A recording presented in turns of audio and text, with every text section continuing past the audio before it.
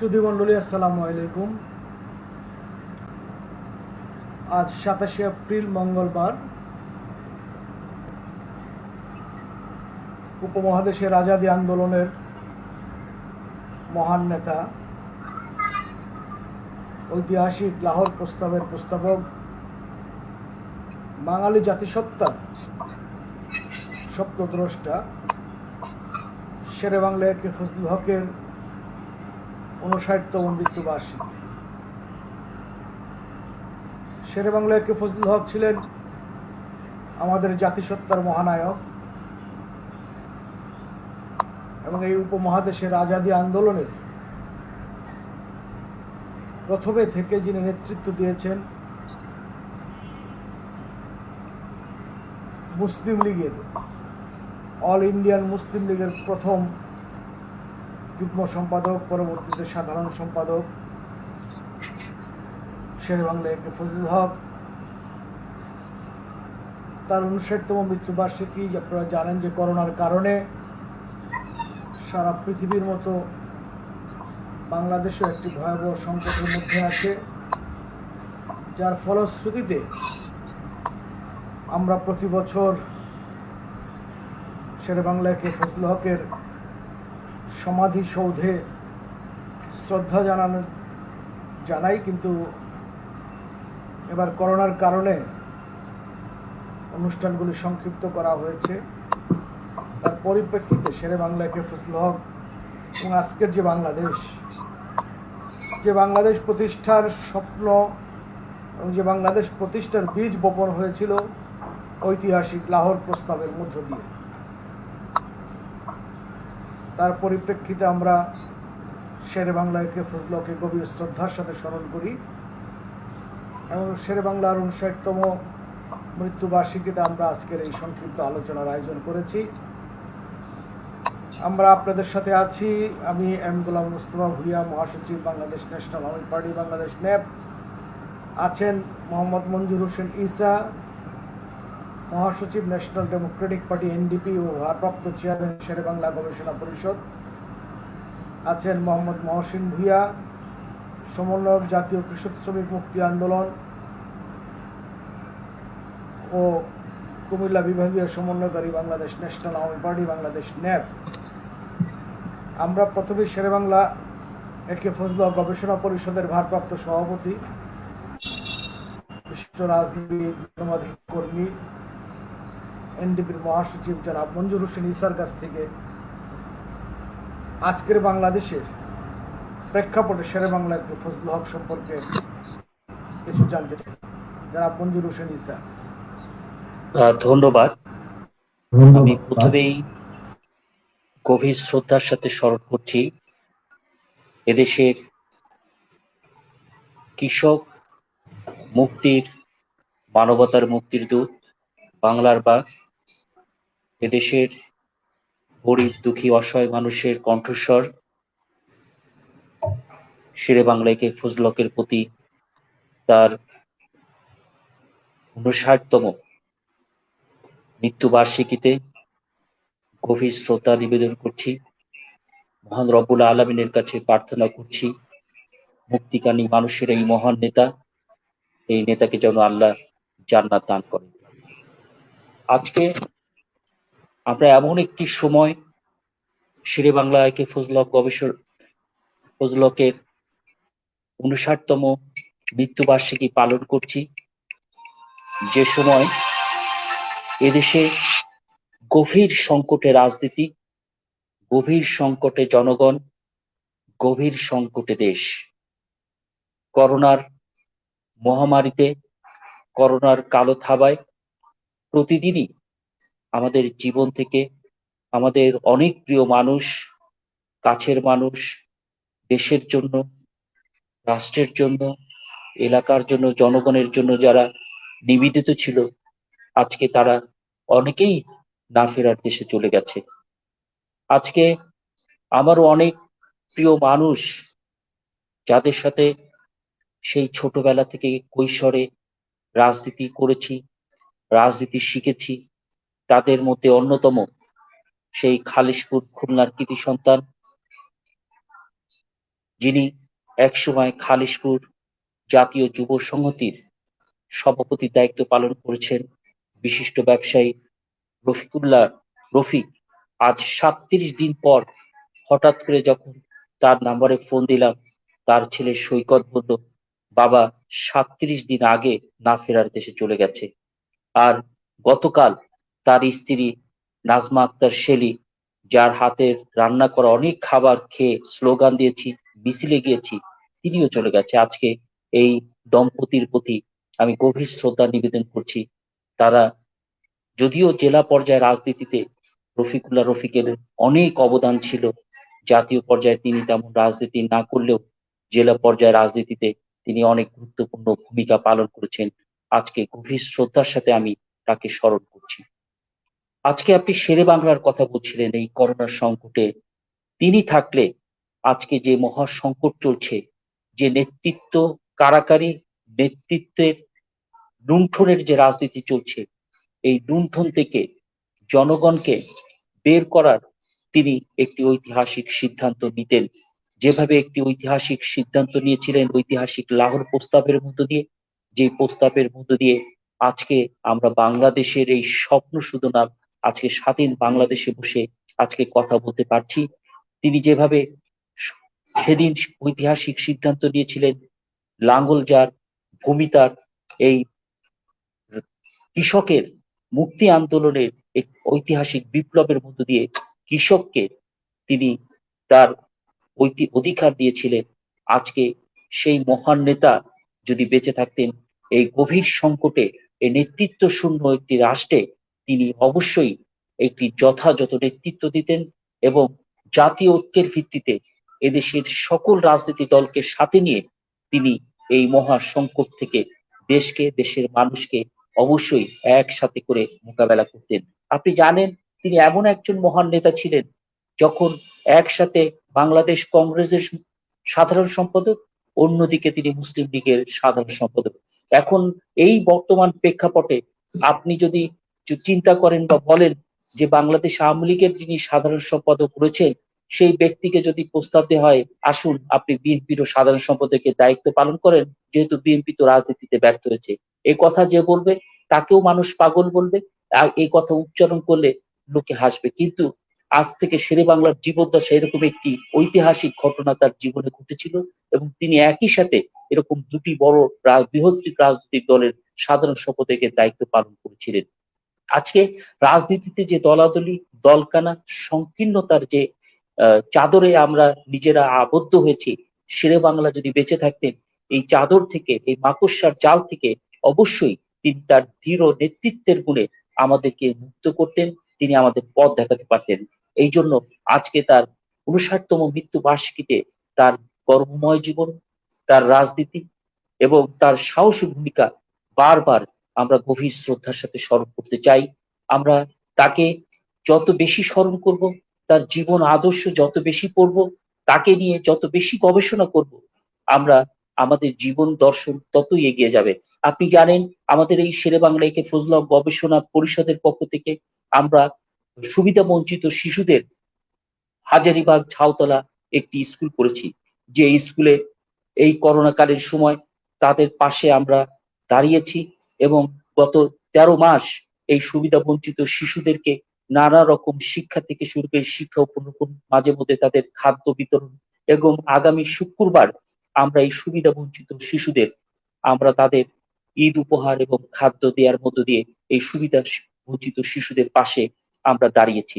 আমরা এই সুবিধা বঞ্চিত শিশুদের আরেকটি স্কুল ইতিমধ্যে আমরা উদ্যোগ নিয়েছি বরিশাল শহরে পলাশপুরে করার, এবং আগামী এই করোনা কাল কেটে উঠলেই ইনশাআল্লাহ শেরে বাংলা পথ শিশুদের আরেকটি স্কুল আমরা বরিশালে করব। এবং শেরে বাংলা নিয়ে আমরা যতই গবেষণা করি, আমরা তার কোনো, তিনি একটি মহাসাগর ছিলেন। আমরা আসলে তার আদর্শ, তার চিন্তা চেতনার পরিধি এত বড় ছিল, এত বৃহৎ ছিল, এত মহৎ ছিল যে এর সীমানা আমরা খুঁজে পাই না।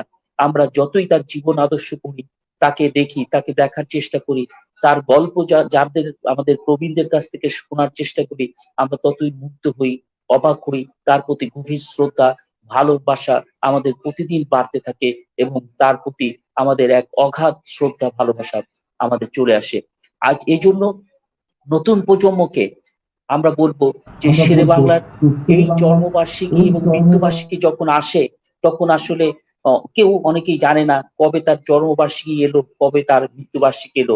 আমরা দেখেছি আওয়ামী লীগ তারা কর্মসূচি গ্রহণ করেছে। আজকে যদি রাষ্ট্রীয়ভাবে এই শেরে বাংলার জন্মবার্ষিকী এবং মৃত্যুবার্ষিকী পালন করা হতো, তাহলে এই রাষ্ট্রের প্রতিটি জনগণ তার জন্মবার্ষিকী ও মৃত্যুবার্ষিকী জানতো, তাকে নিয়ে বিশেষ করপত্র বের হতো, তাকে নিয়ে বিভিন্ন স্যাটেলাইট চ্যানেলে বিশেষ ধরে বিভিন্ন প্রোগ্রাম হতো, তাকে নিয়ে আজ পর্যন্ত কোনো ছবি বা তেমন কোনো প্রামাণ্যচিত্র দলিলও তেমন বের হয়নি। আজকে এই সংকীর্ণতায় আমরা তার জীবন তার দর্শন থেকে বঞ্চিত হচ্ছি। আমি আজকে এই তার 59তম মৃত্যুবার্ষিকীতে আজকে এই টকশোর মাধ্যমে মাননীয় প্রধানমন্ত্রীকে অনুরোধ করব যে আসুন, এখনো সময় আছে, আমাদের যারা এদেশের জন্য এদেশের মানুষের জন্য যারা ঐতিহাসিক ভূমিকা পালন করেছেন, শেরে বাংলাকে ফজল হক, হোসেন শহীদ সোহরাওয়ার্দী, মজলুম জননেতা মাওলানা আব্দুল হামিদ খান ভাসানী সহ জাতীয় নেতাদের মৃত্যুবার্ষিকী এবং জন্মবার্ষিকী, অন্তত মৃত্যুবার্ষিকী তাদের রাষ্ট্রীয়ভাবে পালন করার আজকে আমি এই টক শোর মাধ্যমে দাবি তুলছি। এবং আরেকটি কথা বলতে চাই, আপনি জানেন যে পদ্মা সেতু এখন দৃশ্যমান। যে শেরে বাংলা জন্মগ্রহণ করেছিলেন সেই দক্ষিণ অঞ্চলে বীরবিলাসে, পরে তার মাতুল বাড়ি রাজাপুর সাতুরিয়াতে তিনি বড় হয়েছেন, পরে বরিশালে বড় হয়েছেন, বরিশাল জেলা স্কুলে লেখাপড়া করেছেন, বরিশালে এক আইনজীবী হিসেবে তিনি তার জীবনের একটি অংশ পার করেছেন। সেই পদ্মা সেতুর নামকরণ শেরে বাংলা পদ্মা সেতু নামকরণের জন্য আজকে এই আলোচনায় আমি দাবি করছি। আমি আবারও পরবর্তীতে সুযোগ পেলে কথা বলবো। আমাদের বিশিষ্ট আলোচক আমি দেখছি যে কৃষক মহসিন ভুঁইয়া রয়েছেন, এবং এম গোলাম মোস্তফা ভুঁইয়া, আপনিও নিজেও আজকে শেরে বাংলার ভার্চুয়াল টক শোতে অনেক গুরুত্বপূর্ণ কথা বলেছেন, যে কথাগুলো আমরা জাগতিক গণমাধ্যমে দেখেছি, এবং বিভিন্ন সময় আপনি তার বিষয়ে অনেক গুরুত্বপূর্ণ তথ্য দিয়ে বিভিন্ন ফিচার লিখেছেন। আপনার কাছ থেকেও আমরা এই বিষয় আপনারও মানে সঞ্চালনার পাশাপাশি শুনতে চাই, এবং আপনি এই বিষয়ে আপনার জায়গা থেকে তথ্য দিয়ে আমাদেরকে, জাতিকে, দেশকে সমৃদ্ধ করবেন। আমি এই প্রত্যাশা রেখে আপাতত বিদায় নিচ্ছি। আপনাদের সবাইকে ধন্যবাদ জনাব মঞ্জুর হোসেন ইসা। আসলে আমাদের জাতির একটি বড় দুর্ভাগ্য হচ্ছে যে আমরা রাজনৈতিক কারণে এত বেশি বিভক্ত যে আমরা আমাদের পূর্বপুরুষদের অবদানগুলোকে স্মরণ করতে 50 বছর বাংলাদেশের নানা রাষ্ট্র ক্ষমতা পরিবর্তন হয়েছে, বিভিন্ন রাজনৈতিক দল ক্ষমতা এসেছে। আপনি জানেন যে যে তিন নেতার মাজার,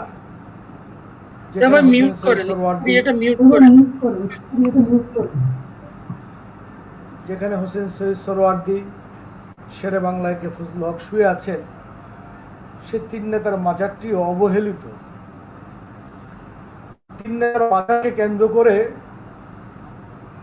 আমার মনে হয় যে সরকারি পৃষ্ঠপোষকতায় গবেষণা কেন্দ্র এবং জাদুঘর করা যেত। তিন নেতার স্মৃতি নিয়ে জাদুঘর করা যেত, যেটির মধ্য দিয়ে আমাদের প্রজন্ম এবং আমাদের পরবর্তী প্রজন্মের কাছে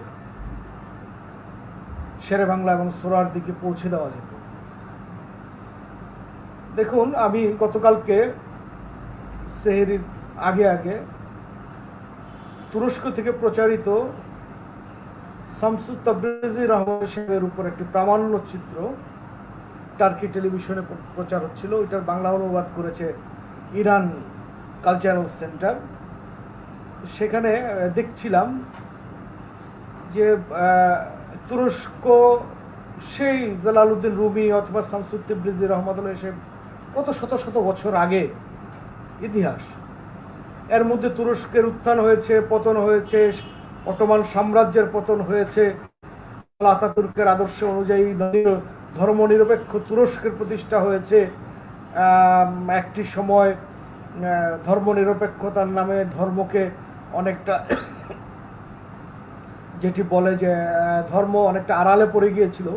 কিন্তু ইতিহাস এবং ঐতিহ্য সংরক্ষণের ক্ষেত্রে কিন্তু তারা এখানে কোনো কার্পণ্যতা করেনি, এখানে কোনো ধর্মের আবরণ আনেনি, কিংবা মতবাদ আনেনি, কিংবা দলীয় সংকীর্ণতার আবরণ আনেনি। আপনি দেখেন যে রাশিয়া দীর্ঘ সময় কমিউনিজম বিপ্লবের পর ধর্ম প্রায় ছিল না বলেই চলে।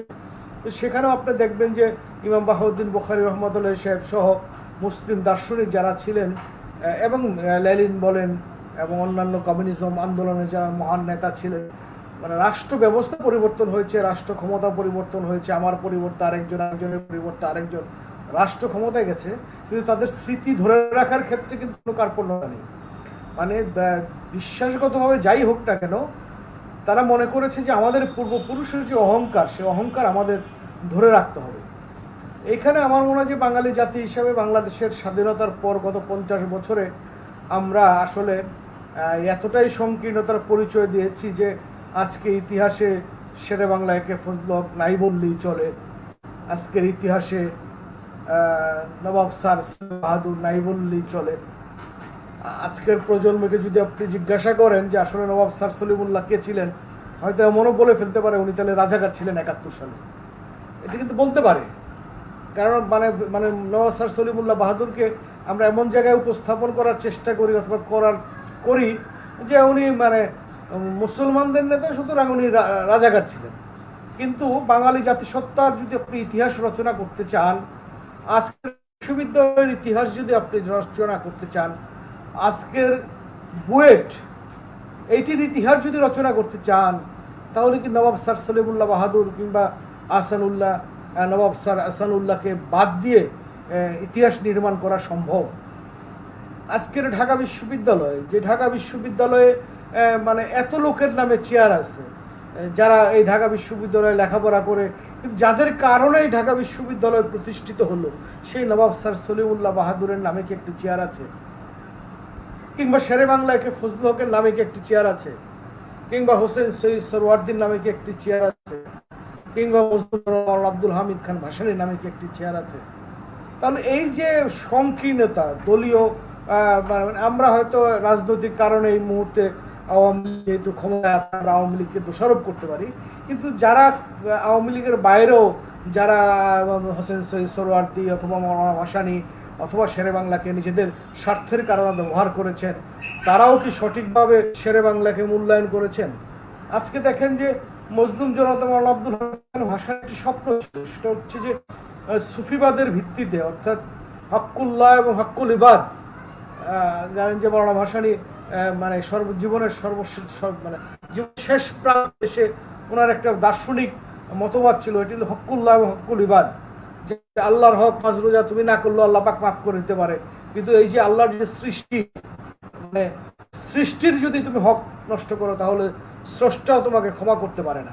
এটার ভিত্তিতে ব্যবহার মানে উনি একটি ইসলামিক আরবি বিশ্ববিদ্যালয়, ইসলামিক বিশ্ববিদ্যালয় করার স্বপ্ন দেখেছিলেন, এবং সেই ইসলামী বিশ্ববিদ্যালয় কিন্তু আজ পর্যন্ত হয়নি।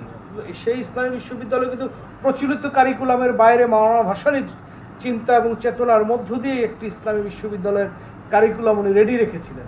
মানে এই যে আমরা মানে সংকীর্ণতা, সেটি মানে আমরা এখন যেটি হচ্ছে যে এখন যদি আপনি প্রশ্ন করেন আগের সরকার অথবা বিএনপি কে প্রশ্ন করেন কিংবা জাতীয় পার্টি নেতাদের প্রশ্ন করেন যে ভাই আওয়ামী লীগ করে নাই, তাহলে আওয়ামী লীগকে যদি প্রশ্ন করেন যে ভাই অতীতে তারা করেনি, তার মানে হচ্ছে আমরা একজন আরেকজনের কাঁধে দোষ চাপিয়ে দিয়ে মানে নিজেদের দায়িত্ব এড়িয়ে যাওয়ার যে প্রবণতা, সে প্রবণতা আমরা লক্ষ্য করতে পারি। আপনি দেখেন যে বসুন্ধরা গ্রুপের একটা হাসপাতাল আমরা সবাই দেখেছি, আমরা এখানে যারা আছি, প্রথম করোনার আক্রমণের সময় বিশাল হাসপাতাল, সে কি বর্ণাঢ্য উদ্বোধন, আমরা কি আহ্লাদে গদগদ ফেসবুকে মানে মানে যে পরিমাণ বসুন্ধরা গ্রুপের পক্ষে আমরা মানে তৈলমর্দন করেছি, তাতে আমার মনে হয় যে আমার বাপ অথবা আপনার বাপ মূল্য অতটা মানে মানে এতটা খুশি আমরা হতাম না, মানে এইরকম একটা অবস্থা আর কি। কিন্তু করোনা চলে মানে করোনা একটু স্লো হয়ে যাওয়ার পরে সেই হাসপাতালটি যে উধাও হয়ে গেল, আমরা কি কেউ একবারও সেটা খেয়াল করেছি? রাষ্ট্র যারা পরিচালনা করেন, যারা থাকেন, যারা প্রতিনিয়ত রাষ্ট্রের পক্ষ থেকে আমাদের নৈতিকতার সবক দেন, নীতি কথা বলেন, তারাও কি এই বিষয়গুলো কথা বলেছেন? তাহলে একটি জাতির সর্বোচ্চ বুদ্ধিজীবীরা যখন বিভক্ত হয়ে যায়, সাংবাদিকরা যখন বিভক্ত হয়ে যায়, অন্ধ দলীয় আত্মর প্রকাশের ক্ষেত্রে যখন আমি চাই ছোট্ট, আমি কারো নাম বলতে চাই না, একজন বিএনপির একজন স্থায়ী কমিটির সদস্য একটা তো সেখানে করে ভাষা নিয়ে কথা উঠলো। তো একজন বিএনপি নেতা পেছন থেকে বলতেছে ভাইকে তো আমি খুব ভালো করে চিনি। আমার একটু মানে সন্দেহ হলো বিষয়টা হচ্ছে যে মানে যেমন এখন যদি মহসিন ভাই মানে কুমিল্লায় দীর্ঘদিন রাজনীতি করেন, এখন যদি মহসিন ভাই আইসা আপনার সামনে কিংবা আমার সামনে মঞ্জুর হোসেন ইসার সামনে বলে যে ভাই রাষ্ট্রভাষা মতে আমিও মিছিল করছি, তাহলে সন্দেহ হওয়াটা কিন্তু স্বাভাবিক। আমরা অন্তত গত 20 বছর 30 বছর রাজনৈতিক অঙ্গনে যতটুকু পদচারণা করেছি, আমরা হয়তো খুব বড় নেতা হইতে পারি নাই কিংবা ক্ষমতাসীন দলের চাট হতে পারি নাই, অথবা ক্ষমতাসীন দলের নেতাদের জুতা বহন করতে পারি নাই, সেটি আমাদের ব্যর্থতা। কিন্তু অন্তত রাজনৈতিক অঙ্গনে আমাদের জ্ঞান অথবা মানে জানাশোনা একেবারে কম, বিষয়টি এমন নয়। তা আমি ওনাকে প্রশ্ন করলাম, ভাই উনি ছিলেন অলিয়া, জানে না উনি তো বিএনপির দপ্তর সম্পাদক ছিলেন।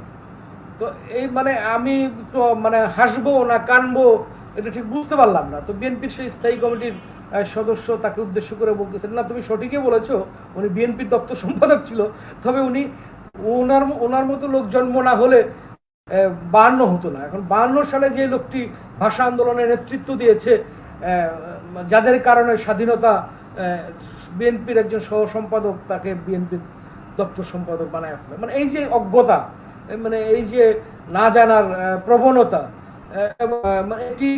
এটিকে আমরা গত 50 বছর যারাই শাসন ক্ষমতা এসেছে তাদেরকে দোষারোপ করতে পারি না। তাহলে তো মাওলানা ভাসানীর সেই শেষ উক্তিটি তো সঠিক বলে আমি মনে করি, যে আজকে আমরা সবাই জানি একটি দুর্ঘটনা ঘটেছে, ভাসুরের নাম নিতে নাই, কারণ আমরা খুব ছোট্ট মানুষ, খুব সাধারণ মানুষ, কিন্তু প্রতিনিয়ত আজকে বড় বড় টেলিভিশন মিডিয়া কোথাও ভাসুরের নাম স্মরণ করা হচ্ছে না। আদালতে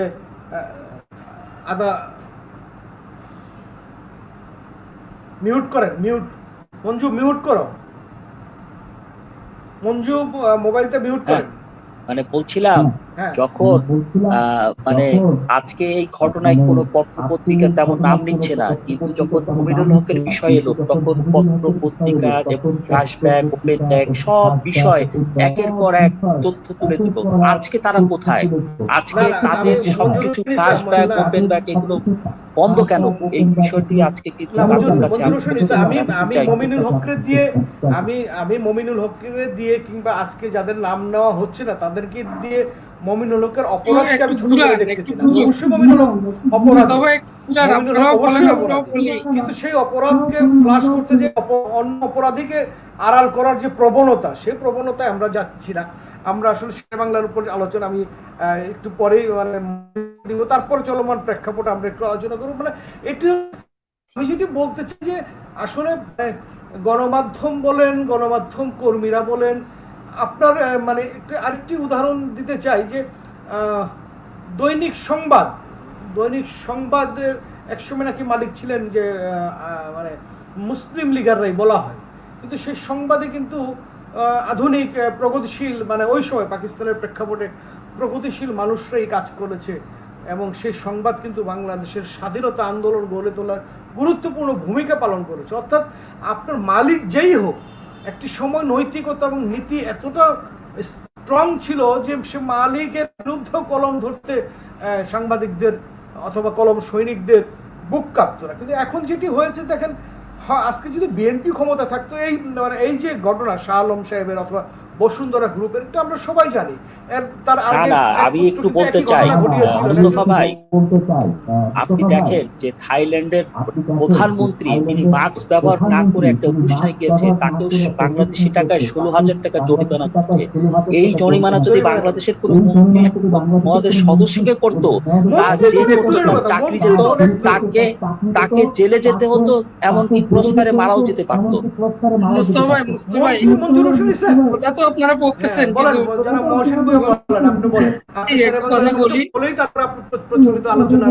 বাংলা সম্পর্কে একটু আপনাদের নিয়ে এটা মিউট করেন। আসসালামু আলাইকুম, ধন্যবাদ।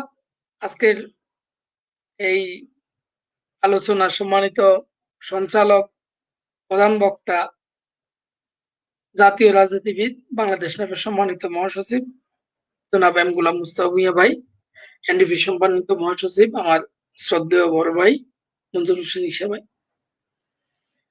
সম্মানিত দর্শক আসসালামু আলাইকুম। আসলে খুবই ভালো লাগছে যে একটা চমৎকার বিষয় নিয়ে আসছে।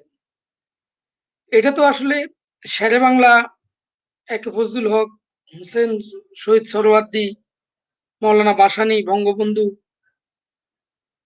এরা আমাদের গর্ব, এরা আমাদের ইতিহাসের অলংকার, আমাদের জাতির গর্ব। কিন্তু অত্যন্ত দুঃখের ব্যাপার হচ্ছে এখন তো একটা সময়টাও খুবই খারাপ। করোনা পরিস্থিতি, বিশ্বব্যাপী একটা মহামারী আমাদের পার্শ্ববর্তী দেশ ভারতেও ব্যাপকভাবে মহামারী আকার ধারণ করেছে। আশঙ্কা হচ্ছে যে এটা না জানি বাংলাদেশে আসে। এটা নিয়ে সমস্ত দেশবাসী আতঙ্কিত, শঙ্কিত। ঠিক সে মুহূর্তে আজকে আমাদের জাতীয় নেতা, বাংলাদেশের স্বাধীনতা আন্দোলনের স্বপ্নদ্রষ্টা, বাংলাদেশের প্রাণপুরুষ যারা এদেশ বিনির্মাণে যাদের ভূমিকা, আজকে হোসেন একে ফজলুল হক সাহেবের ৫৯তম মৃত্যুবার্ষিকীতে আজকে আলোচনা। আপনারা যে কথাগুলো বলেছেন, চমৎকার কথা বলেছেন। এদেরকে মূল্যায়ন করা দরকার, এদের জন্মবার্ষিকী পালন করা দরকার, এদের মৃত্যুবার্ষিকী গুলো পালন করা দরকার, এদেরকেও তুলে ধরা দরকার জাতির সামনে। কিন্তু তুলে ধরবে কে? আমরা তো এক কেন্দ্রিক হয়ে গেছি। আমরা বিএনপি ক্ষমতা ছিল, এমন ভাবে জিয়াউর রহমান সাহেবকে উপস্থাপন করছেন মনে হয় যেন মুক্তিযুদ্ধ মানে জিয়াউর রহমান, বাংলাদেশ মানে জিয়াউর রহমান, ভাষা আন্দোলন মানেও জিয়াউর রহমান, এমনটাই বুঝাতে চাইছেন। মানে আপনার প্রত্যেকটা জায়গাতে এমন ভাবে উপস্থাপন করেছে, অন্যদেরকে আড়াল করে জিয়াউর রহমান সাহেবকে উপস্থাপন করছেন। জিয়াউর রহমান সাহেবকে উপস্থাপন করুক, স্বাধীনতা যুদ্ধে ওনার ভূমিকা ছিল, উনি সেক্টর কমান্ডার ছিলেন, এর পরবর্তীতে ৭ নভেম্বরে ওনার ভূমিকা ছিল, সেগুলো আসবে, কিন্তু অন্যদেরকে আড়াল করে তো নয়। ঠিক আজকে বর্তমান সরকার, ওনারা, আমরা ছোট মানুষ হিসেবে ৯৬-তে যখন আওয়ামী লীগ ক্ষমতা আসলো, দেখলাম যে তখন তো রেডিও বেশি চলতো, এখন তো টেলিভিশন বা অনলাইন মিডিয়া আসছে, বিভিন্ন স্যাটেলাইট মিডিয়া আসছে, সোশ্যাল মিডিয়া আসছে। তখন আমরা রেডিও শুনতাম। তো রেডিও সকালবেলা অন করলে আর রাতের বেলা অফ করলে যে আওয়াজটা শুনতাম, এটা হলো জয় বাংলা, জয় বাংলা আর বঙ্গবন্ধু, বঙ্গবন্ধু। তো শুনতে শুনতে একসময় মানুষ একই কথা, একই শব্দ বারবার শুনতে শুনতে মানুষ বিরক্ত হয়ে গেছে। যাই হোক, ২০০১ সালে আবার বিএনপি আসলো। বিএনপি এসে আবার জাস্ট ক্যাসেটটা পাল্টাইছে, আগের ক্যাসেট আবার চালু করলো। এখন আওয়ামী লীগ আসছে, তারাও পুরান ক্যাসেট আবার চালু করলো। আমার কথা হলো বঙ্গবন্ধুকে মূল্যায়ন করা হবে। বঙ্গবন্ধুর অবদান স্বাধীনতা যুদ্ধে উনি মহানায়ক ছিলেন। এদেশের জন্মে ওনার ভূমিকা অপরিসীম, ওনার ভূমিকার সাথে কারো তুলনা হয় না। কিন্তু এর আগের ইতিহাসগুলো তো জাতির জানা দরকার আছে। একটা জাতি, একটা প্রজন্ম জানবে না তার ইতিহাস, এটা হতে পারে? আজকে আমরা, আমাদের শিক্ষা ব্যবস্থা বলেন, আমাদের শিক্ষা ব্যবস্থাটা এক ধরনের, যেটা আপনি দেখবেন ক্লাস 1-এ, আমি আমার ছেলের পাঠ্য বইতে দেখলাম যে ক্লাস 3-তে যে গল্প, ক্লাস 4-এও ঠিক একই গল্প, জাস্ট ইনিয়ে বিনিয়ে একটু ঘুরিয়ে পেঁচিয়ে কথা একটাই ঢুকিয়ে দিচ্ছে। মানে একটু বের হতে যাচ্ছে না যে ঠিক আছে আমরা ক্লাস 1-এ হয়তো বঙ্গবন্ধুকে দিলাম, ক্লাস 2-তে সোহরাওয়ার্দীকে দিই, ক্লাস 3-তে ভাসানীকে দিই। এভাবে আমরা আমাদের জাতীয় নেতাদেরকে পরিচয় করিয়ে দিই, আমাদের বীর সন্তানগুলোকে পরিচয় করিয়ে দিই। আমরা কাদের মাধ্যমে আজকে বাংলাদেশের প্রতিষ্ঠিত হলো, কাদের মাধ্যমে আমরা একটা পতাকা পেলাম, কাদের মাধ্যমে আমরা আজকে বাংলা ভাষায় কথা বলতে পারছি, আমাদের ভাষার এত আন্তর্জাতিক মাতৃভাষা কিভাবে হলো, বা আমাদের রাজনীতির ইতিহাস কত গৌরবোজ্জ্বল ইতিহাস। এই জিনিসগুলো তো না করছে বিএনপি, না করছে, না করতেছে আওয়ামী লীগ, বা অতীতে আরো যারা ছিল তারাও যদি করে নাই, কেউই করে নাই। আবার করে নাই তাও বলবো না, কিছুটা তো করছে, নিজেদের নেতাদেরকে তুলে ধরছে। এগুলো তো খুবই দুঃখজনক ব্যাপার, এগুলো খুবই দুঃখজনক ব্যাপার। আজকে আমার ভালো লাগছে যে হিসাবে একটা কথা বলছেন যে পদ্মা সেতুর নামকরণটা একে ফজলুল হক সাহেবের নামে করা হোক। হতে পারে, যমুনা সেতুর নাম বঙ্গবন্ধুর নামে হয়েছে, পদ্মা সেতু একে ফজলুল হক সাহেবের নামে হোক, আরেকটা ভাসানী সাহেবের নামে হোক, সমস্যা কি? আমাদের তো আছে, আমরা তো নাম দেওয়ার মতো লোক আছে, পৃথিবীর অসংখ্য রাষ্ট্র আছে যাদের নাম দেওয়ার মতো লোকে নেই, যাদের গৌরবোজ্জ্বল নেতা নেই, তাদের এরকম ফজলুল হক সাহেবকে তো বাংলার বাঘ বলা হতো, কেন ওনাকে বাংলার বাঘ বলা হয় জানে কেউ? আজকে আপনি ইউনিভার্সিটির একটা ছেলেকে ডেকে বলেন যে তুমি জানো একে ফজলুল হক সাহেবের বাংলার নাম বাংলার বাঘ কেন বলা হয়? এই জিনিসগুলো তো উঠে আসে নাই, না পাঠ্যপুস্তকে, না ইতিহাস চর্চাতে হচ্ছে, না রাজনৈতিক ভাবে হচ্ছে। সব দিক থেকেই এককেন্দ্রিক হয়ে যাচ্ছে। এই এককেন্দ্রিক হতে হতে দেশটা এত অতল গহ্বরে চলে যাচ্ছে, আমাদের শিক্ষা ব্যবস্থা এত বেশি এককেন্দ্রিক হয়ে যাচ্ছে। আপনি পাঠ্যবই ক্লাস 1 এরটা খুললে যেটা পাইবেন, 2 তেও সেই নেতা, 3 তেও একই নেতা, ক্লাস 4 এও একই নেতা, ইউনিভার্সিটিতে পিএইচডি করতেছে সেই নেতা। কেন? আমাদের কি আর কোনো নেতা নেই? আমাদের কি আর কোনো ইতিহাস নেই? এগুলো কথা বলছে না কেউ। ওই যে একটা কথা আপনারা বলছেন যে বাসুরের নাম নিতে নেই। এখন পরিস্থিতি এমন হচ্ছে আপনার নাম নিবেন তো গুম হয়ে যাবেন। রাষ্ট্র ব্যবস্থা এমন অবস্থা হয়ে গেছে, সাংবাদিকদের কথা বলতেছেন যে সাংবাদিকরা তুলে, আরে ভাই সাংবাদিক কোথায় পেলেন আপনি? এগুলো সাংঘাতিক। সাংবাদিকদের মতে সাংবাদিক একটা নোবেল পেশা, এটা একটা মানবিক পেশা। আর এরা এখন বিভিন্ন রাজনৈতিক দলে বিভক্ত হয়ে সভা সমিতি করে শুধু নির্বাচন করে, এরাও নির্বাচন কেন্দ্রিক চলে গেছে। আজকে এই নির্বাচন, আজকে কালকে ওই গ্রুপের নির্বাচন, পরশু ওই গ্রুপের নির্বাচন। আর এত ক্লাসলেস সাংবাদিকদের মাঝে 80%, আমি সবাইকে বলছি না, 80% এত ক্লাসলেস। আপনি বলেন এদেশের, আমি এখন নাম ধরছি, আমার নাঙ্গলকোটের একজন সাংবাদিক বসুন্ধরার পত্রিকার যিনি সম্পাদনা করেন, তো উনি একটা সাংবাদিক, তো উনি আজকে এই যে বাংলাদেশ সোশ্যাল মিডিয়াতে যেটা হচ্ছে এটা নিয়ে উনার ভূমিকা কি? উনার ওয়াইফ তো প্রেস ক্লাবের সম্ভবত সভানেত্রী।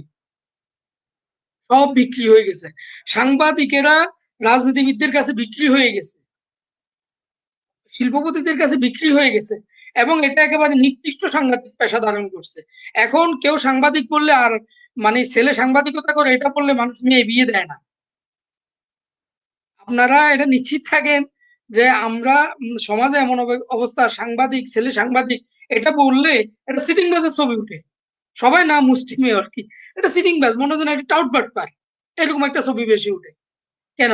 এই পেশাটা তো নোবেল পেশা ছিল, এই পেশাটা একটা আদর্শ ছিল, এই পেশাটার মাঝে তো মানুষের অধিকার নিয়ে কথা বলতো। এখন আর অধিকার নিয়ে কথা বলে না, বিভিন্ন দলের কাছে বিক্রি হয়ে এরা বিভিন্ন দলের এজেন্ডা নিয়ে কথা বলে। দেখবেন যেমন বিএনপির আমলে বিএনপি তৈলমর্দন করছে, এখন আওয়ামী লীগের আমলে আওয়ামী লীগের তৈলমর্দন করতেছে। আবার কোন সময় ক্ষমতার পরিবর্তন হয়ে যদি কোনো কারণে অন্য কোনো তৃতীয় শক্তি আসে তাদের তৈলমর্দন করবে। আমরা তো এমন এক জাতিতে রূপান্তর হয়েছে, বাঙালিকে বীরের জাতি বলা হয়, এখন আর এটা বীরের জাতি না, এটা তৈলমর্দন জাতি হয়ে গেছে। আমরা যারা রাজনীতি করি বা ছোট আমরা যারা ছোট দল বড় দল বিভিন্ন ভাবে আমরা বিক্রি হয়ে গেছি।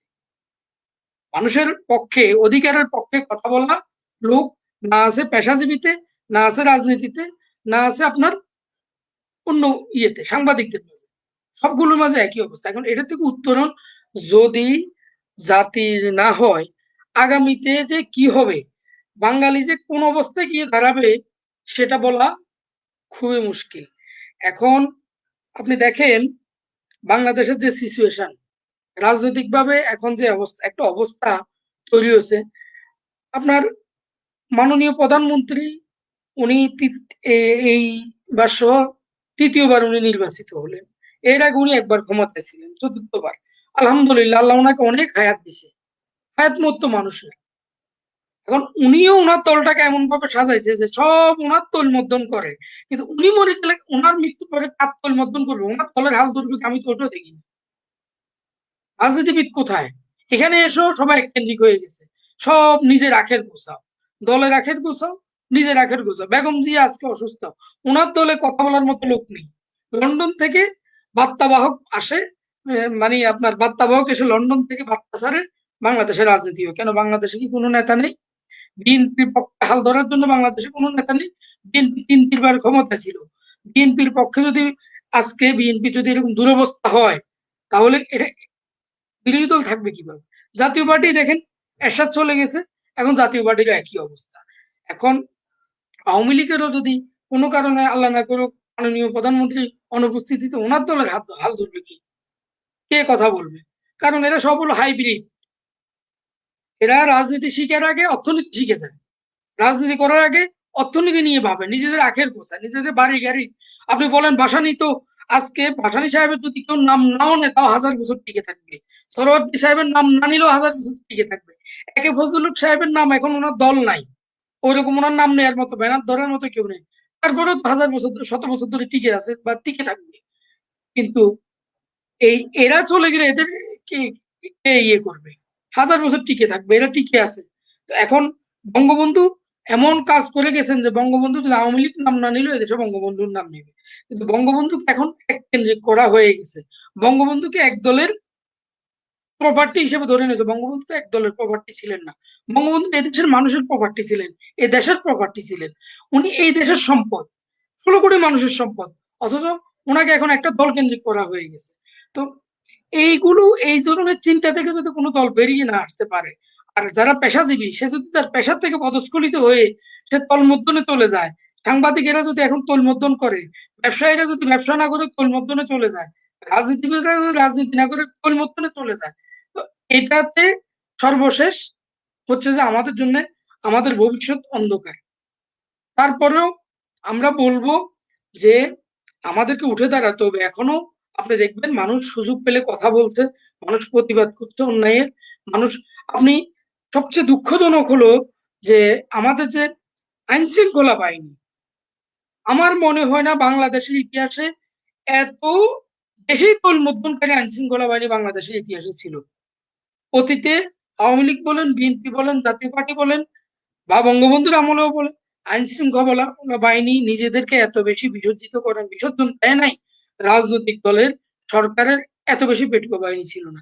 আজকে দেখা যায় যে ওনারা দলীয় স্লোগান দেয়, আইন শৃঙ্খলা বাহিনী দলীয় স্লোগান দেয়। আইন শৃঙ্খলা বাহিনী নিজের আগে সাবেক রাজনৈতিক মহসিন ভাই, আমরা ওইদিকে না যাই, আইন শৃঙ্খলা রক্ষাকারী বাহিনী আমাদের অত ডিটেলসে যাওয়ার দরকার ঠিক আছে, গেলাম না। একটি রাষ্ট্র যখন তার সমস্ত সেক্টরকে বিভক্ত করতে করতে করতে করতে এই জায়গায় নিয়ে আসবে, তখন মহসিন ভাই এইটি যেমন ওই রাষ্ট্রের শাসক যারা তারাও এই কি বলে আপাত মনে হইতে পারে, আপাত দৃষ্টিতে এখন মনে হইতে পারে যে আমরা সকল ফসল ভোগ করতেছি, কিন্তু সেই ফসল কিন্তু একটি সময় রাষ্ট্রের জন্য, সমাজের জন্য। মহসিন ভাই, আপনার মঞ্জুর হোসেন ইসা আমরা কিন্তু সবাই জানি যে সাবেক জনাল সাহেবকে কে পিটিয়েছে? আইন শৃঙ্খলা বাহিনী। তাহলে এরা সরকার কি চাচ্ছে?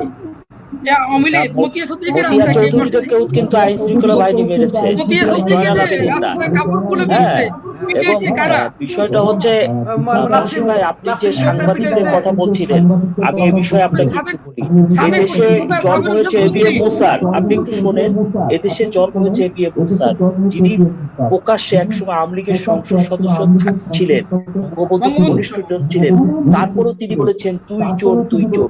এদেশে জন্ম হয়েছে নির্মল সেন, যিনি বলেছেন স্বাভাবিক মৃত্যুর গ্যারান্টি চাই। এদেশে জন্ম হয়েছে গিয়াস কামাল চৌধুরী। এদেশের আজকে 27 তারিখ 2 বছর আগে মারা গেছে সাংবাদিক মাহফুজুল্লাহ, তারও এদেশে জন্ম হয়েছে। তাদের প্রতি আমাদের শ্রদ্ধা আছে, সম্মান আছে। আমরা নতুন করে একজন এবিএম মুসা চাই, আমরা একজন গিয়াস কামাল চৌধুরী চাই।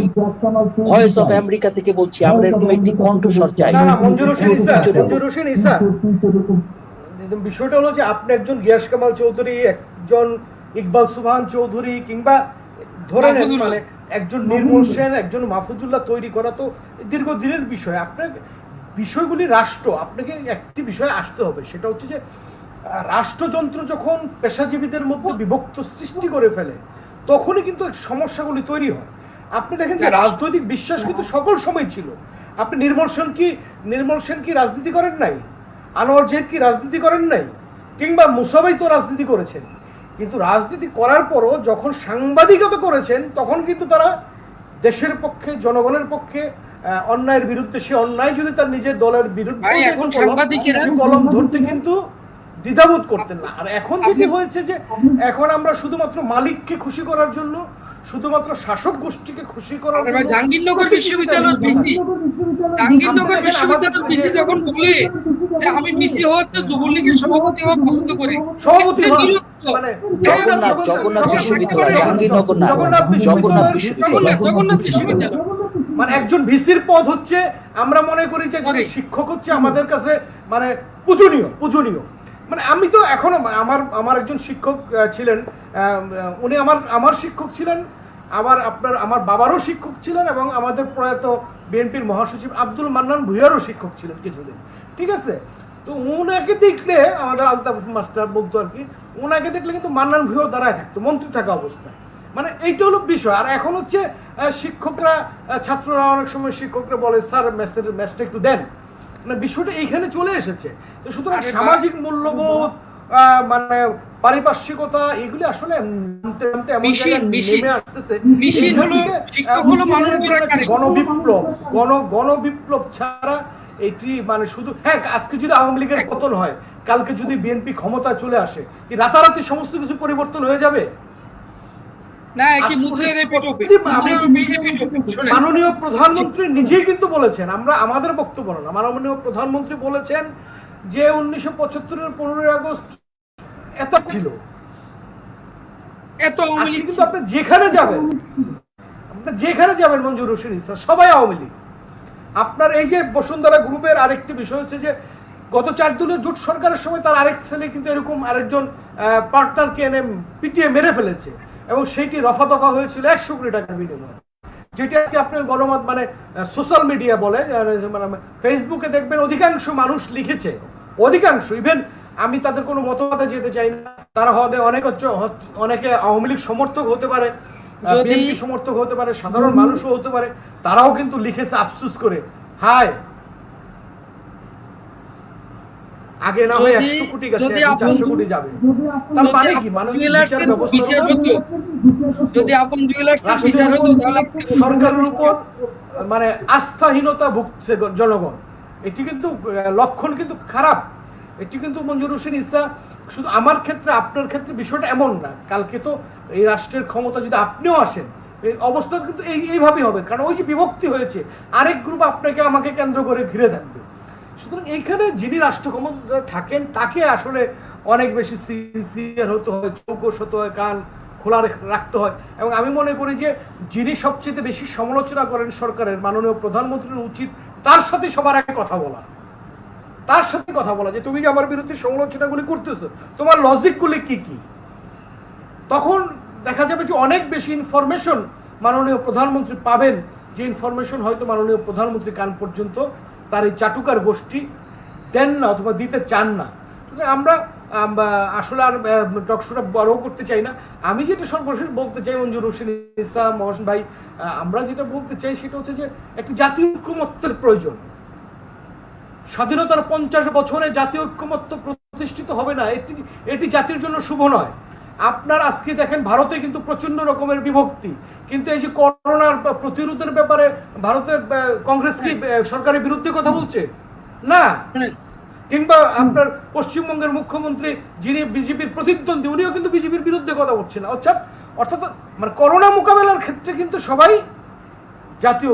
আমাদের দেশে মানে সরকার কাকে নিয়ে, কোন বুদ্ধি নিয়ে, কার বুদ্ধি নিয়ে আসলে কখনো লকডাউন, কখনো লুজ ডাউন কি করতে চান, এটি আমি মঞ্জুর হোসেন ইসার কাছে যেটি যাবো 2 মিনিটে আমরা শুনতে যাবো আপনার কাছ থেকে, আপনি কি মনে করেন জাতীয় ঐক্যমত, মানে আমরা যেটি বিশ্বাস করতে চাই যে শেরে বাংলা ফজলুল হকের যে প্রদর্শিত পথ, বাঙালি জাতিসত্তার যে মুক্তির পথ, কৃষক শ্রমিক মেহনতি মানুষের যে মুক্তির পথ, এই মুক্তির পথে শেরে বাংলা ফজলুল হকের যে অসমাপ্ত স্বপ্ন, বঙ্গবন্ধু শেখ মুজিবুর রহমানের যে অসমাপ্ত স্বপ্ন, ইভেন মজলুম জনতা মাওলানা ভাসানীর যে অসমাপ্ত স্বপ্ন, শ্রমজীবী মেহনতি মানুষের মুক্তির লক্ষ্যে আপনি মনে করেন যে কি করা উচিত আসলে আমাদের, জনাব মঞ্জুর হোসেন? ধন্যবাদ। আমি প্রথমেই বলবো যারা আওয়ামী লীগ করে, যারা বঙ্গবন্ধুর মুজিবকে করে তাদেরকে প্রথমেই পরামর্শ দেব, বঙ্গবন্ধুর অসমাপ্ত আত্মজীবনী আপনারা করেন, বঙ্গবন্ধুর কারাগারের প্রস্তাব করেন, বঙ্গবন্ধুর গণচীন সফর করেন। তাহলে বঙ্গবন্ধুর যে দেশপ্রেম, বঙ্গবন্ধু যে তার মানে যারা শত্রু ছিল, রাজনৈতিক প্রতিপক্ষ ছিল, তাদের সাথে তার যে আচরণ, সেই আচরণের প্রতিটি শব্দ আমাদের মাননীয় প্রধানমন্ত্রী কিন্তু সংকলন করে এগুলো লিখেছে। আমি প্রতিদিন লিখবো, কিন্তু সেগুলো যদি আমল না করি, সেগুলো লিখে লাভ কি? আজকে বঙ্গবন্ধু এদেশের প্রয়োজনে তিনি সবাইকে ঐক্যবদ্ধ করেছেন, তিনি খানের সবুরের মতো তার চরম প্রতিপক্ষকে চিরিকুট দিয়ে মুক্তি দিয়েছেন। সেখানে আজকে এই করোনা নিয়ে খালেদা জিয়া আজও মৃত্যুর সাথে পাঞ্জা লড়ছে। আজকে আমি মাননীয় প্রধানমন্ত্রীকে বলবো, খালেদা জিয়াকে মুক্তি দিয়ে আপনি আর খালেদা জিয়া সহ সবাইকে নিয়ে বসুন, তাহলে রাতারাতি আমাদের দেশের এই যে সংকট, এই সংকট পরিবর্তন হবে, দেশের চেহারা পরিবর্তন হবে। আমি বিশ্বাস করি জাতীয় ঐক্যের কোনো বিকল্প নেই, এবং এই জাতীয় ঐক্যের যে বীজ, সেই বীজ রোপণ করেছিলেন শেরে বাংলায় কে ফজলুল হক। আজকে জাতি তাকে গভীর শ্রদ্ধার সাথে স্মরণ করছে, কিন্তু রাষ্ট্র তাকে ভুলে গেছে শুধু কাগজে কলমে বিবৃতিতে। আর স্বাস্থ্যবিধি মেনে গুটি কয়েক নেতা শুধু ওই 3 নেতার মাজারে গিয়ে শ্রদ্ধা নিবেদন করলে হবে না। তার যে আদর্শ, সে আদর্শকে যদি হৃদয়ে ধারণ করা যায়, বঙ্গবন্ধুর যে আদর্শ, সে আদর্শ যদি হৃদয়ে ধারণ করা হয়, তাহলে বঙ্গবন্ধুর কন্যা তিনি চুপসে থাকার কোনো অধিকার তার নেই।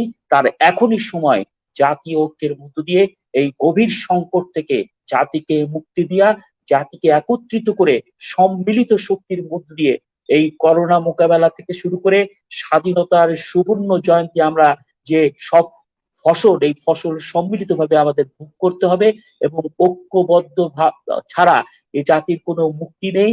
এবং এই লুটেরা, চাটুকার, এই কালোবাজারি ব্যবসায়ী, যাদেরকে প্রত্যেকটি বড় বড় দল নমিনেশন দিয়েছে, এদেরকে এই রাজনীতি, অরাজনীতিবিদদেরকে রাজনীতি থেকে ঝাঁটিয়ে যদি বিদায় দেওয়া যায়, এবং তাদেরকে যদি কোনো এমপি মন্ত্রী বা কোনো পদ নেওয়া না দেয়, তাহলে আজকে এরকম নতুন করে এরকম কোনো ঘটনা ঘটবে না। এবং আজকে আমরা যে কালো টাকার মালিকরা শুধু এমপি মন্ত্রী হচ্ছে না, এদেশের সমস্ত বড় বড় চ্যানেল পত্রিকা তাদের দখলে রয়েছে। এই জন্য আজকে আমরা যে কথা বলি, আমাদের কথা কেউ শোনে না, কেউ লেখে না, কারণ যারা লিখবে বা যারা শুনবে, কারণ ওই মালিক পক্ষ তারা ওই কোরআনের একটি আয়াত আছে, খতামাল্লাহু আলা কুলুবিহিম ওয়া আলা সামইহিম ওয়া আবসারিহিম গিশাওয়া ওয়া লাহুম আযাবুন আযীম। ওরা দেখেও দেখবে না, শুনেও শুনবে না, বুঝেও বুঝবে না, এবং আল্লাহ তাদের জন্য বলেছে তোমাদের জন্য কঠিন শাস্তির ব্যবস্থা করা হবে। তাই আমি পরিশেষে বলতে চাই, আজকে কুল্লু নাফসিন যায়কাতুল মাউত, আমাদের প্রত্যেকটি মানুষকে মৃত্যুর স্বাদ গ্রহণ করতে হবে। আমাদের সামনে অনেক মানুষ চলে গেছে, কিন্তু আজকে অনেকের জানাজায় 5 জনও হয়নি। এই করোনাকালীন এই গভীর সংকট থেকে আমরা যদি এখনো শিক্ষা গ্রহণ করতে না পারি, হয়তো আমরাও চলে যাব। আমাদেরকে জাতি তাকিয়ে তাকে ধিক্কার দেবে, অভিশাপ দেবে, এবং এক সময় বলবে ও যাক, খোয়া যাক। এবং এই কথা একজন দার্শনিক, আওয়ামী লীগেরই সংসদ সদস্য বিবি তালেম হাসান বলেছিলেন। আজকে সেই কথাই ভিত্তি করে আবারও আমাদের বাংলার বাগ, শেরে বাংলার এই 59তম মৃত্যু বার্ষিকীতে তার বিদেহী আত্মার মাগফিরাত কামনা করে, তার প্রতি গভীর শ্রদ্ধা নিবেদন করে আল্লাহ তাকে জান্নাত দান করে, এই কথা বলে আমি আমার কথা এখানেই শেষ করছি। আপনাদের সবাইকে ধন্যবাদ। যারা দর্শক হিসেবে আমাদের কথা শুনছেন দেশের বাইরে, তাদের সকলের প্রতি কৃতজ্ঞতা প্রকাশ করছি। সবাইকে ধন্যবাদ জ্ঞাপন করছি। আসসালামু আলাইকুম ওয়া রাহমাতুল্লাহ। জনাব মহসিন ভূঁইয়া, যেটি আমি বলতে চাই যে কৃষক শ্রমিকের মুক্তি আন্দোলনের মহান নেতা ছিলেন শেরে বাংলা কে ফজলুল, এবং উপমহাদেশের আজাদির পাশাপাশি যেটি বলা হয় যে উপমহাদেশ তথা বাংলাদেশ, গ্রেটার বেঙ্গল যেটা বলা হয়, পশ্চিম বাংলা এবং পূর্ব বাংলা সহ বাঙালির কৃষকদের মুক্তির মহান নেতা কিন্তু ছিলেন মাওলানা ভাসানী, এবং শেরে বাংলা কে ফজলুলের প্রদর্শিত পথেই মাওলানা ভাসানী। আমরা আজকে দেখেন এই যে কৃষকরা তার ন্যায্য মূল্য পায় না, অথচ আপনি দেখেন যে এই যে আমি সর্বশেষ আপনাকে যে জানতে যাবো আপনার কাছে, যে তরমুজ নিয়ে একটি ভয়াবহ অবস্থা কিন্তু রাজনীতিতে ধারণ করেছে। কৃষক কিন্তু একটি তরমুজের দাম পাচ্ছে 30 টাকা, 40 টাকা, সর্বোচ্চ 60 টাকা, 70 টাকা। সেই তরমুজটি ঢাকায় এসে কেজি হিসেবে বিক্রি হচ্ছে 250 থেকে 300 টাকা। এই যে ফরিয়া মধ্যস্বত্বভোগী লুটেরা গোষ্ঠী, তাদের কারণে কিন্তু কৃষক যেমন প্রতারিত হচ্ছে, সেরকম আমরা যারা জনগণ আমরাও প্রতারিত হচ্ছি। রাষ্ট্র নীরব, রাষ্ট্রের যাদের দায়িত্ব নীরব। করোনা কালেও একটু আগে একজন একটা চমৎকার স্ট্যাটাস দিয়েছেন, তরমুজ নিয়ে স্ট্যাটাস দিতে গিয়ে উনি বলেছেন, একজন উনি লিখেছেন যে যদি এরকম হতো যে আগামী পরশু কিয়ামত সংগঠিত হবে, তাহলে আমাদের দেশের ব্যবসায়ীরা এই মুহূর্ত থেকে কাফনের কাপড়ের দাম 3 গুণ 4 গুণ করে দিয়ে পকেট লুটে ব্যস্ত হয়ে যেত। চরিত্রটি এই জায়গায় এসে ঠেকেছে। মহসিন ভাই, আপনি কি ভাবেন যে গণমানুষের মুক্তির জন্য, কৃষক শ্রমিক মুক্তির জন্য শেরে বাংলাকে কেন আমাদের প্রয়োজন? জি, ধন্যবাদ। প্রথম কথা হলো, আমরা তো এতক্ষণ একটু মাইকটা আপনাকে একটু মিউট করে প্রথম কথা হলো যে আমরা মানে প্রবাদ আছে আর কি, যে সর্বাঙ্গে ব্যথা ওষুধ দিব কোথায়। আপনার রাজনীতিবিদদের দমন নিপীড়ন, সরকারের দমন নিপীড়ন চলতেছে, বিভিন্ন দলকে বিভিন্নভাবে কণ্ঠস্থ করা, আবদ্ধ করা, দমন করার যে একটা নিপীড়ন এটা চলতেছে। ব্যবসায়ীরা আবার লুটে ফুটে খাওয়ার আরেকটা চলতেছে। আবার সাংবাদিকেরা দালালি করা, মানে 2 পয়সা কামানোর জন্য তেল মারা দালালি করে। আপনার বিশ্ববিদ্যালয়ের শিক্ষকরাও দেখেন যে সে বিশ্ববিদ্যালয়ের শিক্ষক হাউস টিউটর হওয়ার জন্য, প্রভোস্ট হওয়ার জন্য ছাত্র নেতার পিছে ছাত্র নেতারা যে তার ছাত্র ক্লাসে তাদের ক্লাস নেয়, তাদের ওই ছাত্র নেতাদের পিছনে তোলমদ্দন করে, রাতের বেলা তাদের কল দেয় বা বাসা নিয়ে ভালো খাবার খাওয়ায়। তো যেখানে ওই যে মাথায় যদি সমস্যা হয়, আপনার শিক্ষকেরা হলো জাতির মেরুদণ্ড, শিক্ষা জাতির মেরুদণ্ড। তো আমাদের শিক্ষা ব্যবস্থায় তো আপনার গুণে ধরেছে, পচা ধরেছে। তো মাথায় যদি সমস্যা হয়, পুরো শরীর তো এমনিই ব্যথা করবে। এখন আপনি ব্যবসায়ীদেরকে কি দোষ দিবেন? ব্যবসায়ীরা, আরে ভাই, কৃষক উৎপাদন করতেছে, ন্যায্য মূল্য পাচ্ছে না, ব্যবসায়ীরা আবার সেটা এনে আনতেছে, মানে পিস করে কিনে প্রতিটা পিস বিক্রি করতেছে কেজিতে। আমি ওই দিন রামপুরা তরমুজ কিনতে গিয়ে দেখলাম যে সেটা পাল্লায় তুলে দিচ্ছে। তো আমি এই তরমুজের দিকে তাকিয়ে রইলাম যে কি ভাই পাল্লায় তুলেন কেন? কেজিতে বেশি, এখানে কোনো পিস বিক্রি হয় না। আমি তো মনে হয় যেন আকাশ থেকে বললাম যে তরমুজও কি কেজিতে বিক্রি করে? কি করবেন বলেন? খেতে হচ্ছে। এখন এক্ষেত্রে আপনি ব্যবসায়ীদেরকে সব দোষ দিবেন কেন? এক ধারি তরমুজ বরিশাল থেকে আসতে আসতে তরমুজের দামের 3 গুণ চাঁদাবাজরা নিয়ে যায়। তরমুজের দামের 3 গুণ পৌরসভার ট্যাক্স, সিটি কর্পোরেশন ট্যাক্স, রাস্তার ট্যাক্স, পুলিশের ট্যাক্স, এই ট্যাক্স সেই ট্যাক্স দিতে দিতে দিতে দিতে বেচারা তরমুজের উপরে, মানে তরমুজ হয়ে যায় সোনার হরিণ। এটা সত্য কথা। আমাদের যে তরমুজ বিক্রেতা যারা আছে, কেউ রাতারাতি কোটিপতি হয়ে যায় না, হয়তো ফ্যামিলি চালায়। একটা তরমুজে না হচ্ছে 50 টাকা ইনকাম করতে পারে সর্বোচ্চ। কিন্তু এই তরমুজটা কেন মানে তরমুজ বিক্রি হয় প্রতি শ হিসাবে, শয়ের থেকে কেন এটা কেজিতে গ্রামে গ্রামে চলে আসলো? এটার পিছনে একটা কারণ আছে। হ্যাঁ, মুনাফাখোর ব্যবসায়ী আছে, মুনাফাখোর আইন শৃঙ্খলা বাহিনী আছে, মুনাফাখোর সাদাবাজ আছে, মুনাফাখোর দলীয় নেতারা আছে। তো এই অবস্থার কারণে আজকে দেশের এই অবস্থা। আপনি একটা জাতীয় ঐক্যের কথা বলছিলেন যে একটা জাতীয় ঐক্যের দরকার। সরকার জাতীয় ঐক্য কার সাথে করবে?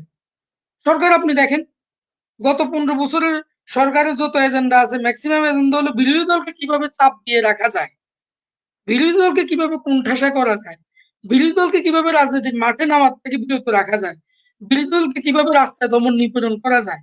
তারা যতটুকু উন্নয়নের কাজ করছে, পাশাপাশি এই কাজেও ওনারা একটা বিশাল সময় ব্যয় করছেন। তাহলে উন্নয়ন হবে কিভাবে? সরকার কেন আইন শৃঙ্খলা বাহিনীর উপর এত বেশি নির্ভরশীল হয়ে যাচ্ছেন? সরকার কেন ব্যবসায়ীদের উপর নির্ভরশীল হয়ে যাচ্ছেন?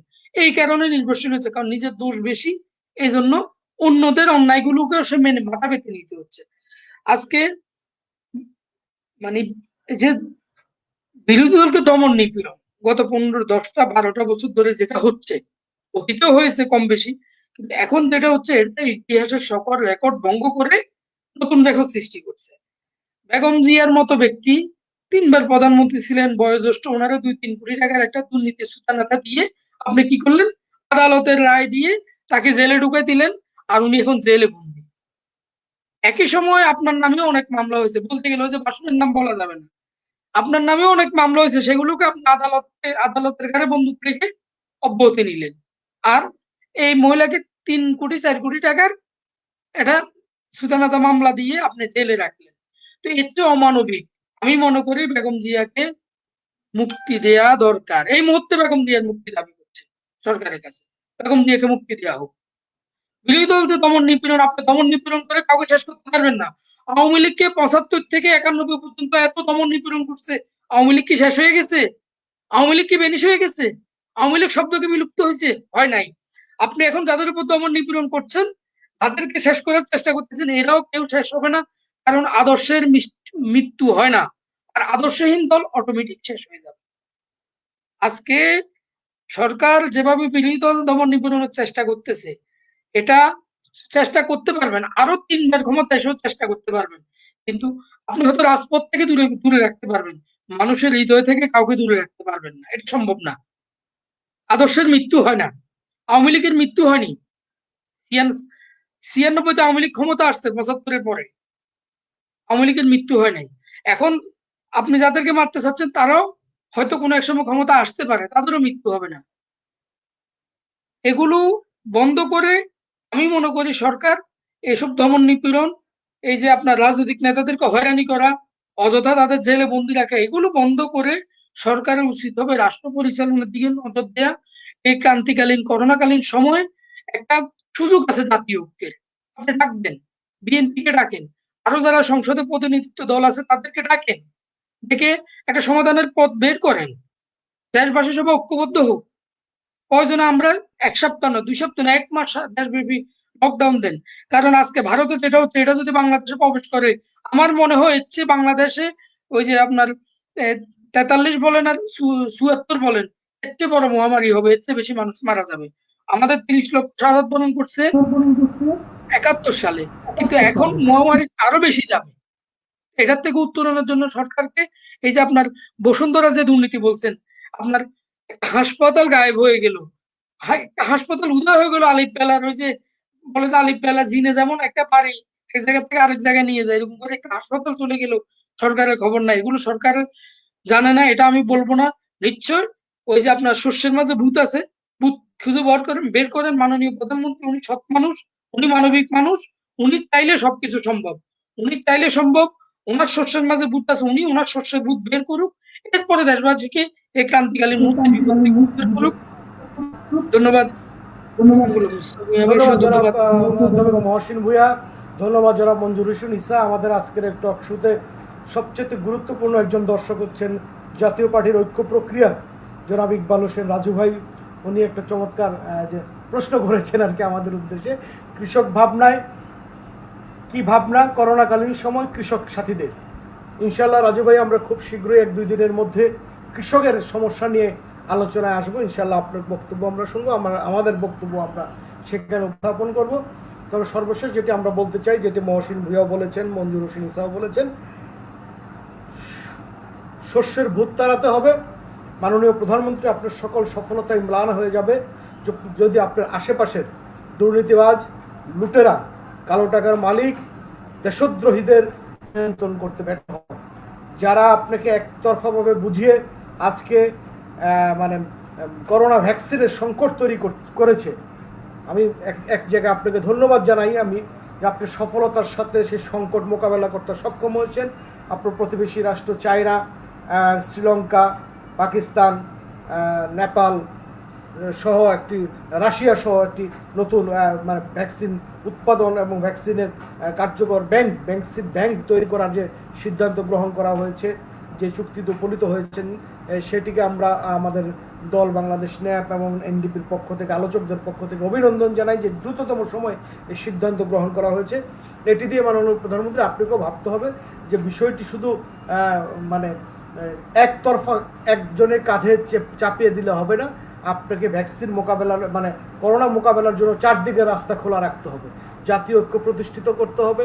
ভারত আমাদের প্রতিবেশী রাষ্ট্র, আপনি যেভাবেই বলি, আমরা যত বিতর্কই করি না কেন, রাজনৈতিক বিতর্ক আমরা করতেই পারি যে ভারত সে ভ্যাকসিন দিতে পারবে না, কিন্তু আজকের যে প্রেক্ষাপটে, এই প্রেক্ষাপটে ভারত সে ভ্যাকসিন দিতে পারলেও দেওয়াটা অসম্ভব হয়ে দাঁড়াবে, কারণ তাদের এখন আভ্যন্তরীণ সংকট এত বেশি পর্যায়ে পৌঁছে গেছে যে এই সংকট মোকাবেলা করাই তাদের জন্য ভয়াবহ।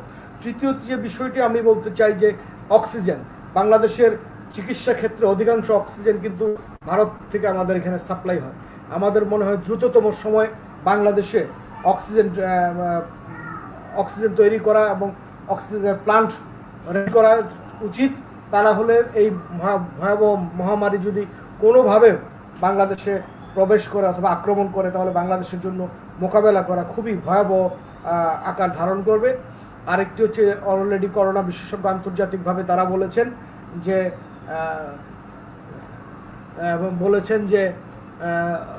করোনা বিশেষজ্ঞরা বলেছেন যে তৃতীয় দফা, মানে আরেকবার এই করোনা আমাদের ঝাঁপ দিতে, আমাদের উপর আক্রমণ করতে পারে। একটি বিষয় আমরা বোধহয় সবাই ঐক্যমত, এই ধরনের মহামারী পৃথিবীতে বহুবার এসেছে। এই মহামারীর মোকাবেলা করেই আমাদের প্রতিনিয়ত লড়াই করেই সমাজে, রাষ্ট্রে বাঁচতে হবে।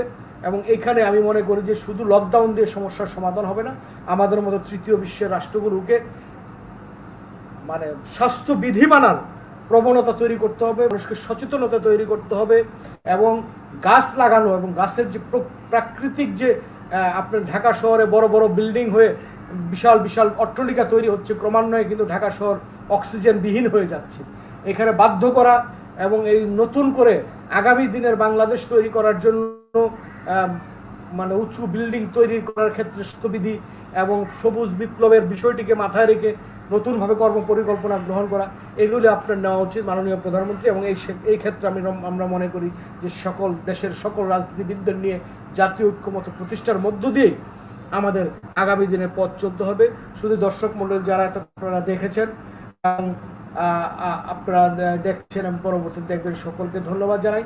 আমরা স্পষ্টভাবে বলতে চাই, যে কোনো খুন, যে কোনো হত্যাকাণ্ডের নিন্দনীয়, তার পিছনে যত বড় শক্তি থাকুক না কেন, যারাই থাকুক না কেন, তাদের দৃষ্টান্তমূলক শাস্তি দাবি করছি। এবং আমরা বিশ্বাস করতে চাই মাননীয় প্রধানমন্ত্রী সেটি আপনি করতে সক্ষম হবেন। অতীতে এরকম বহু প্রমাণ রয়েছে।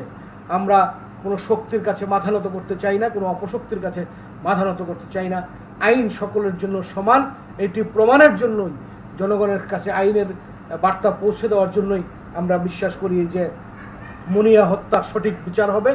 এবং এই প্রত্যাশা করে সকলকে ধন্যবাদ জানিয়ে শেষ করছি। আল্লাহ হাফেজ।